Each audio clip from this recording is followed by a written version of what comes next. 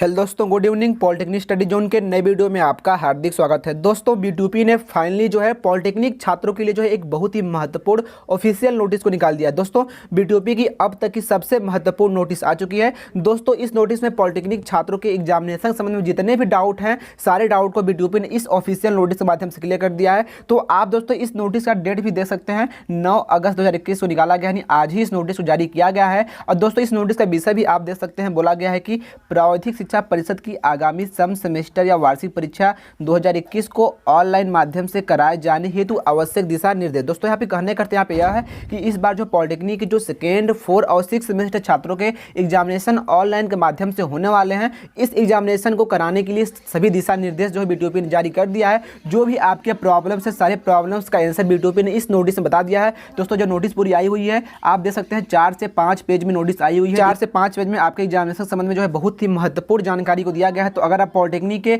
Second 4th या फिर 6 semester के छात्र हैं, तो आप जो है बिना इस वीडियो को अंत तक देखे अगर आप एग्जाम देने जाएंगे दोस्तों, तो आप एग्जामिनेशन में गलती कर देंगे, आप अपने एग्जामिनेशन को सही ढंग से नहीं दे पाएंगे। तो आपसे रिक्वेस्ट है कि आप जो है वीडियो को अंत तक जरूर देखें। तो चलिए वीडियो को शुरू करते हैं। दोस्तों देखिए, यहाँ बोला गया है, उक्त के क्रम में परीक्षा ऑनलाइन माध्यम से संपन्न कराए जाने हेतु प्रावैधिक शिक्षा परिषद उत्तर प्रदेश लखनऊ द्वारा बिंदुवार नियम निर्धारित किए गए हैं, जो कि निम्नलिखित है। या दोस्तों यानी निम्नलिखित नियमों को आपके लिए जारी किया गया है। जो पहला नियम है, आप देख सकते हैं, बोला गया है, यदि किसी छात्र छात्रा के पास इंटरनेट की सुविधा नहीं है तो वह परीक्षा प्रारंभ होने से पूर्व इंटरनेट सुविधा की व्यवस्था सुनिश्चित कर लें। जब आप परीक्षा दे रहे हैं तो किसी अन्य व्यक्ति को आपके परीक्षा कक्ष में प्रवेश करने की अनुमति नहीं होगी, क्योंकि आपकी परीक्षा प्रोक्टर्ड ऑनलाइन पर्यवेक्षक की देखरेख में होगी। दोस्तों देखिए, यहाँ B2P ने बोला है, जो छात्र यहाँ पे कमेंट कर रहे थे कि सर मेरे पास जो इंटरनेट कनेक्शन नहीं है या फिर मेरे पास जो है पर्याप्त नेटवर्क नहीं आता है, तो इस तरीके जो भी छात्र बातें बोल रहे थे उनके लिए B2P ने यहाँ पे स्पष्ट शब्दों बोल दिया है कि जिन छात्रों के पास इंटरनेट नहीं है वे जो है अपने इंटरनेट की जो है व्यवस्था कर लें, तभी जो है वे एग्जामिनेशन को देने के लिए लॉगिन करें। और उसने बोला है कि आप अगर अपने एग्जामिनेशन घर से दे रहे हैं या फिर कॉलेज से दे रहे हैं, तो जिस भी कक्षा में आप अपने एग्जामिनेशन को आप दे रहे हैं, उस कक्ष में जो है कोई भी बाहरी व्यक्ति जो है, अन्य व्यक्ति जो है आपके कक्ष में प्रवेश नहीं करना चाहिए, क्योंकि जो आपके एग्जामिनेशन है उस पर जो है प्रोक्टर्ड के माध्यम से जो है देख रेख किया जा रहा है, यानी आपके ऊपर निगरानी की जा रही है। आगे देखिए, दूसरा नंबर बोला गया है, कमरे या परीक्षा स्थल में प्रकाश इतना उज्जवल होना चाहिए कि स्क्रीन पर आपका चेहरा स्पष्ट दिखाई दे तथा इसे दिन के उजाले के समान माना जा सके। ओवरहेड लाइटिंग को प्राथमिकता दी जाती है। यदि ओवरहेड लाइटिंग उपलब्ध नहीं हो तो प्रकाश का स्रोत आपके पीछे नहीं होना चाहिए। समस्त अध्ययनरत छात्र छात्राएं अपने घर तथा साइबर कैफे अथवा अपने संस्थान में उपस्थित होकर अपने एग्जामिनेशन को दे सकते हैं। दोस्तों देखिए, आप एग्जामिनेशन चाहे आप साइबर कैफे से दीजिए, चाहे अपने घर से दीजिए, चाहे आप जो अपने संस्थान में उपस्थित होकर दीजिए, आपको जो ध्यान देना है कि जहां पर भी आप अपने एग्जामिनेशन को दे रहे हैं वहां पर जो है पर्याप्त मात्रा में जो है, जैसे दिन में प्रकाश होता है वैसे ही जो है आपके रूम में भी प्रकाश होना चाहिए। आपका जो चेहरा है वो स्पष्ट रूप से जो है दिखना चाहिए दोस्तों, तभी आपके जो है चेहरे का जो मिलान है प्रोक्टर के माध्यम से जो है आपके द्वारा जो भी डॉक्यूमेंट जारी किया गया है उससे मिलान किया जा सकेगा। दोस्तों देखिए, यहाँ बोला गया है, जिसमें कैमरा एवं माइक्रोफोन होना अनिवार्य है, अन्यथा छात्र ऑनलाइन परीक्षा में प्रतिभाग नहीं कर सकेगा। दोस्तों आप जो है चाहे जहां से भी एग्जामिनेशन को दें, आपको ध्यान देना है जिस भी डिवाइस से आप एग्जामिनेशन दे रहे हैं, चाहे मोबाइल फोन हो, चाहे लैपटॉप हो, चाहे कंप्यूटर हो, इन तीनों में से अगर आप कोई भी यूज कर रहे हैं तो उनमें जो है माइक्रोफोन जो है वो आपका एक्टिव होना चाहिए, यानी माइक्रोफोन सही होना चाहिए, कैमरा जो है वह भी सही होना चाहिए। तो इन बातों का आपको ध्यान देना है। नंबर में बताया गया है कि आपको साफ कुर्सी मेज पर बैठना चाहिए, आपकी डेस्क पर पुस्तक कॉपी इत्यादि नहीं होना चाहिए। रफ कार्य हेतु सादा paper, pen, pencil, scale, eraser रख सकते हैं। आपकी डेस्क की स्थिति को प्रोक्टर अवलोकन हेतु कह सकता है। आप द्वारा प्रावैधिक शिक्षा परिषद उत्तर प्रदेश लखनऊ के नियमानुसार ही नॉन प्रोग्रामेबल कैलकुलेटर प्रयोग किया सकता है, जिसको प्रोक्टर देख सकता है। दोस्तों देखिए, यहाँ पे बोला गया है, साफ बोला गया है कि आप जो है चाहे जहाँ पे एग्जाम दीजिए, आप जिस भी टेबल पर बैठ के आप एग्जाम देंगे वह जो है आपके मेज और जो कुर्सी है साफ होनी चाहिए। आपके डेस्क पर जो है कोई भी कॉपी किताब नहीं होना चाहिए। बस आपके पास जो है एक रफ कार्य के लिए एक सादा पेपर पेपर होना चाहिए, आपके पास एक पेन होना चाहिए, एक पेंसिल होना चाहिए, एक स्केल और एक इरेजर आप रख सकते हैं। इसके साथ साथ जो है बीटीपी द्वारा जो आपके प्रोग्रामेबल कैलकुलेटर को यूज करने के लिए बीटीपी ने अनुमति दिया है, आप इसकी भी यूज कर सकते हैं। देखिए यहाँ पे ऑप्शन नंबर 4 में बोला गया है कि आपके आसपास की मेज या दीवारों पर कोई लेखन नहीं होना चाहिए, कमरा या परीक्षा स्थल यथासंभव शांत होना चाहिए, संगीत या टेलीविजन जैसी ध्वनियों की अनुमति नहीं हो। यहाँ दोस्तों आपको ध्यान देना है कि जहाँ पे भी आप एग्जाम दे रहे हैं उसका जो बैकग्राउंड में आपके मेज हो या फिर दीवार हो उस पर कुछ भी लिखा नहीं होना चाहिए, और जहाँ पे आप एग्जाम दे रहे हैं वह जगह जो है शांत होना चाहिए। कोई भी संगीत या टेलीविजन की जो आवाज़ है आपके कक्ष में नहीं आनी चाहिए। देखिए क्रमांक 5 में बताया गया है आपको फॉर्मल परिधान पहनकर बैठना है एवं अनुशासित व्यवहार करना है। दोस्तों आपको एग्जामिनेशन देते समय जो है आपको जो कपड़ा पहनना है वह फॉर्मल पहनना है और जो है आपको अनुशासित व्यवहार का पालन करते हुए आपको एग्जामिनेशन को देना है। आगे देखिए 6 नंबर में बताया गया है कि समस्त परीक्षाएं बहुविकल्पीय प्रश्न के आधार पर ऑनलाइन मोड में संपन्न कराई जाएगी। जी हाँ दोस्तों आपको पता ही है जो आपके एग्जामिनेशन में जो आपके क्वेश्चंस हैं एमसीक्यू होने वाले हैं और ऑनलाइन आपके एग्जामिनेशन होने वाले हैं। देखिए ऑप्शन नंबर 7 में बोला गया है कि अंतिम वर्ष के छात्रों हेतु ऑनलाइन परीक्षा के सभी प्रश्न पत्रों में 50 बहुविकल्पीय प्रश्न तथा समय 90 मिनट 1 घंटा 30 मिनट का होगा। इसके अतिरिक्त अंतिम वर्ष को छोड़कर शेष छात्रों हेतु ऑनलाइन परीक्षा के सभी प्रश्न पत्रों में 25 बहुविकल्पीय प्रश्न तथा समय 60 मिनट यानी 1 घंटे का होगा। दोस्तों देखिए आप स्पष्ट शब्दों में बीटीपी ने बताया है, यह बात जो पहले भी बता चुकी है कि जो आपके फाइनल ईयर छात्र हैं उनके एग्जामिनेशन जो 1.5 घंटे के होने वाले हैं और उसमें जो 50 बहुविकल्पीय प्रश्न आपके एग्जामिनेशन में आएंगे। लेकिन जो हमारे 2nd और 4th सेमेस्टर छात्र हैं इनके एग्जामिनेशन में जो है आपके 25 बहुविकल्पीय प्रश्न आएंगे और इसके लिए जो समय है वह 1 घंटे का दिया जाएगा। और देखिए यहाँ पे 8वें क्रमांक में बताया गया है कि प्रश्न पत्रों में कोई निगेटिव मार्किंग नहीं होगी। ध्यान दोस्तों ध्यान देना है आपको, जो भी छात्रों के मन में डाउट था कि निगेटिव मार्किंग होगी या फिर नहीं होगी, तो यहाँ पे देखिए बीटीपी ने स्पष्ट शब्दों में बोला है एग्जामिनेशन में आपकी निगेटिव मार्किंग नहीं होगी। क्रमांक 9 में बोला गया है प्रत्येक प्रश्न का सिर्फ एक ही सही उत्तर होगा, यानी 4 ऑप्शन जो भी आपके एग्जामिनेशन में आपको मिलेंगे किसी भी प्रश्न के उसमें से केवल एक ही ऑप्शन आपका सही होगा। देखिए बोला गया है क्रमांक 10 में ऑनलाइन परीक्षा हेतु आपको उचित स्पीड वाला इंटरनेट का प्रयोग करना होगा तथा समस्त परीक्षार्थियों को इंटरनेट की एक वैकल्पिक व्यवस्था अपने स्तर से करनी होगी। किसी असुविधा से बचने के लिए आवश्यक है कि वे उचित इंटरनेट की व्यवस्था तैयार रखें।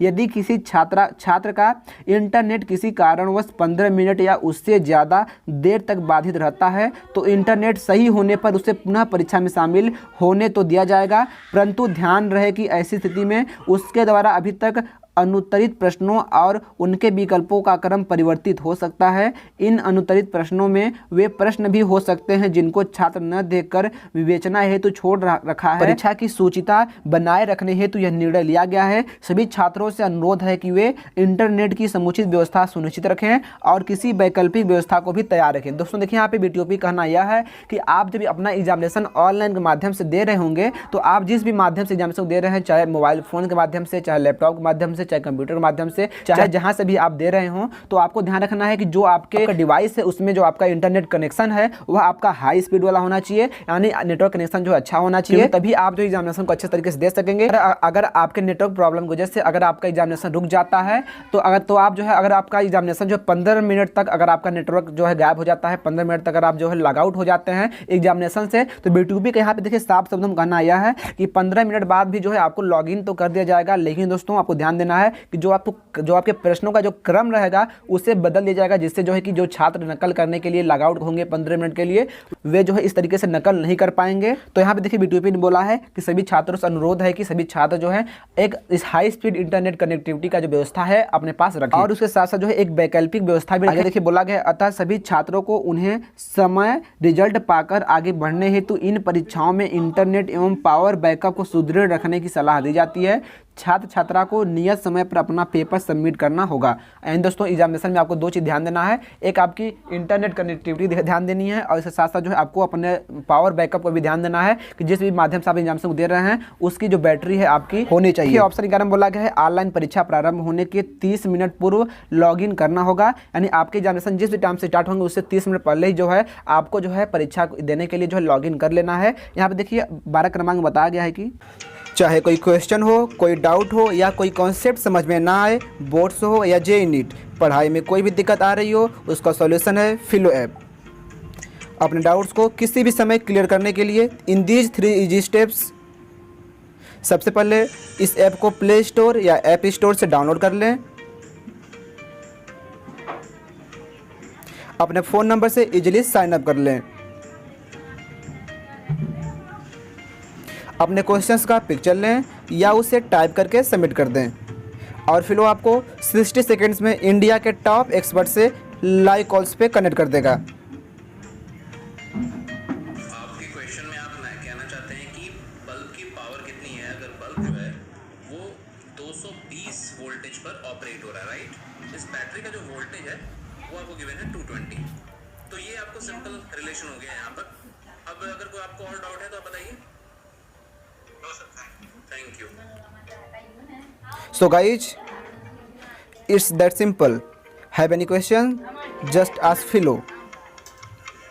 और जो मेरा कोड है आपको स्क्रीन पर दिख रहा है। इस ऐप का डाउनलोड लिंक नीचे डिस्क्रिप्शन में है, सो डाउनलोड फिलो नाउ। और अगर आप मेरे लिंक से डाउनलोड करके कोर्स को परचेज करते हैं तो आपको जो है 10% का डिस्काउंट आपके कोर्स पर मिल जाएगा। अंतिम वर्ष के छात्रों हेतु ऑनलाइन परीक्षा के दौरान 1 घंटा 45 मिनट के पश्चात प्रश्न पत्र स्वतः सबमिट, ऑटो सबमिट का प्रावधान रहेगा। इसके अतिरिक्त अंतिम वर्ष को छोड़कर शेष छात्रों हेतु ऑनलाइन परीक्षा के दौरान 1 घंटा 15 मिनट के पश्चात प्रश्न पत्र स्वतः सबमिट यानी ऑटो सबमिट का प्रावधान रहेगा। इन 15 मिनटों में आपको किसी प्रश्न का उत्तर देने नहीं दिया जाएगा। दोस्तों चलिए आगे देखते हैं। देखिए क्रमांक नंबर 13 में बताया गया है कि ऑनलाइन परीक्षा हेतु सभी छात्र छात्राओं को रजिस्ट्रेशन करना होगा, जिसके लिए उसको यूराइज पोर्टल पर उपलब्ध ईमेल या मोबाइल पर एक URL यूजर ID एवं पासवर्ड दिया जाएगा, जिस पर उस छात्र छात्रा को निम्न विवरण देना होगा। दोस्तों देखिए यहाँ B2P करना यह है कि जो अभी आपने यूराइज पर अपना रजिस्ट्रेशन किया है तो रजिस्ट्रेशन करते समय जो भी आपने अपना मोबाइल नंबर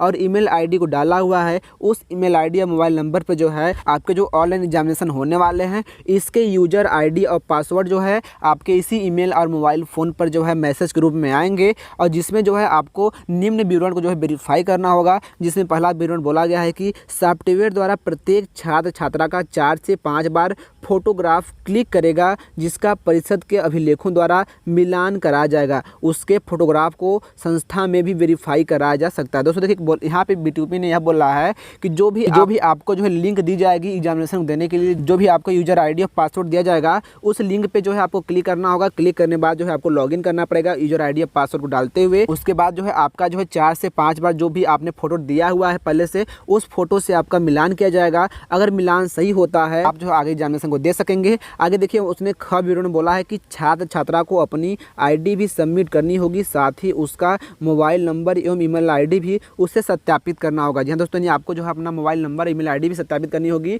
कि जी हाँ आपका ही ये मोबाइल नंबर है, आपका ही ईमेल ID है, आप ही एग्जामिनेशन दे रहे हैं। आगे देखिए विवरण में बोला गया है कि छात्र छात्रा को एडमिट कार्ड दिखाई देगा, जिसमें यदि कोई त्रुटि होती है तो उसे वह वहीं पर देगा स्थान पर अवगत करा सकेगा। यानी आपको जो है ऑनलाइन आपको एडमिट कार्ड भी दिखाई देगा, तो अगर आपको उसमें कोई गलती लगती है तो आप जो है वहीं पर जो अवगत करा देंगे और उसे सही करा सकते हैं। देखिए विवरण में बोला गया है कि इसी प्रक्रिया के दौरान छात्र छात्रा मॉक टेस्ट भी दे सकेंगे। आगे देखिए बोला गया है समस्त छात्र छात्राओं को अपना मोबाइल नंबर एवं ईमेल ID क्रियाशील अवस्था में अपडेट रखना होगा, ताकि ऑनलाइन परीक्षा संबंधी सूचना ससमय छात्र छात्राओं को प्राप्त हो सके। दोस्तों देखिए यहाँ पे ये जो पूरा यहाँ पे न्यूज़ बताया गया है दोस्तों, इस न्यूज़ का मतलब यह है आपने जो यूराइज पर जब रजिस्ट्रेशन किया है, रजिस्ट्रेशन करते समय या फिर एग्जामिनेशन फॉर्म में आपने जो भी अपना ईमेल ID और मोबाइल नंबर दिया हुआ है, उसी ईमेल ID और मोबाइल नंबर पर जो है आपके यूजर ID और पासवर्ड भेजा जाएगा, और उसके बाद जो है आपको एग्जामिनेशन या फिर मॉक टेस्ट की आपको लिंक मिलेगी उसी ईमेल ID और मोबाइल नंबर पर। उसके बाद जो है आप अपना यूजर ID और पासवर्ड जो है फिल करेंगे, उसके बाद लॉगिन करेंगे।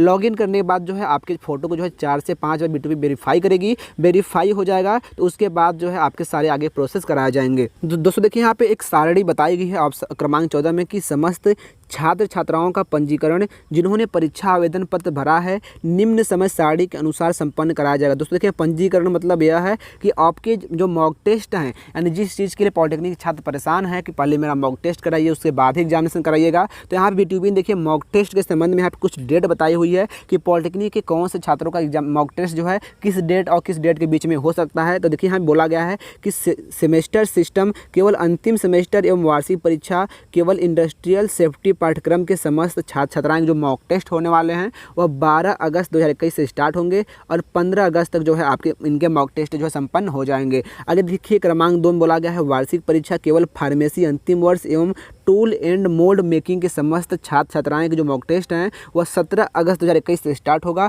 और 20 अगस्त 2021 तक कराया जाएगा। आगे देखिए क्रमांक 3 बोला गया है कि सेमेस्टर सिस्टम द्वितीय एवं चतुर्थ सेमेस्टर एवं वार्षिक परीक्षा केवल फार्मेसी के समस्त छात्र छात्राएं, इनका जो आपका मॉक टेस्ट होने वाला है वो 21 सितंबर 2021 से स्टार्ट होगा और 26 सितंबर 2021 तक कराया जाएगा। तो अगर आप पॉलिटेक्निक के सेकेंड और फोर्थ सेमेस्टर छात्र हैं तो आपको यहाँ पे जो डेट बताई गई है कि आपके जो 21 अगस्त से जो है आपके मॉक टेस्ट स्टार्ट हो जाएंगे और जो फाइनल सेमेस्टर छात्र हैं इनके मॉक टेस्ट जो है 12 अगस्त से स्टार्ट हो जाएंगे। तो अगर आप किसी भी सेमेस्टर छात्र हैं तो आपके जो भी सारे काम होने वाले हैं, चाहे आपके यूजर ID का, चाहे पासवर्ड का, चाहे लिंक का, सारे काम जो है आपके मोबाइल नंबर और ईमेल पर जो आपके मैसेज आएंगे उसी से होंगे। तो आप जो भी मोबाइल नंबर और ईमेल डाले हुए हैं उसे आप जो है एक्टिव करा लें अगर अभी तक एक्टिव आपने नहीं करा है। देखिए बोला गया है, यह ध्यान रहे कि केवल सॉफ्टवेयर पर पंजीकृत छात्र छात्रा ही परीक्षा में सम्मिलित हो पाएंगे, अतः उपरोक्त समय सारणी का कड़ाई से अनुपालन सुनिश्चित किया जाए। दोस्तों देखिए बोला गया है कि जो भी यहाँ पे डेट दी गई है इन डेट के बीच में आपका पंजीकरण होगा और आपके मॉक टेस्ट होंगे। तो आप जो भी छात्र जो है इन मॉक टेस्ट में या पंजीकरण में भाग नहीं ले पाएंगे, वे एग्जामिनेशन को नहीं दे पाएंगे। तो सभी छात्र जो है पॉलिटेक्निक के वे जो है मॉक टेस्ट वे अपना पंजीकरण जरूर कराएं, एग्जामिनेशन के लिए अपना मॉक टेस्ट जरूर दें। और जो मैंने भी आपको पीछे डेट बताया है इस डेट को ध्यान रखें, इसी डेट के बीच जो है आपका सारे कार्य जो है होने वाले हैं। आगे देखिए क्रमांक 15 में बोला गया है कि ऑनलाइन परीक्षा में सभी परीक्षार्थियों द्वारा प्रतिभाग करना अनिवार्य है।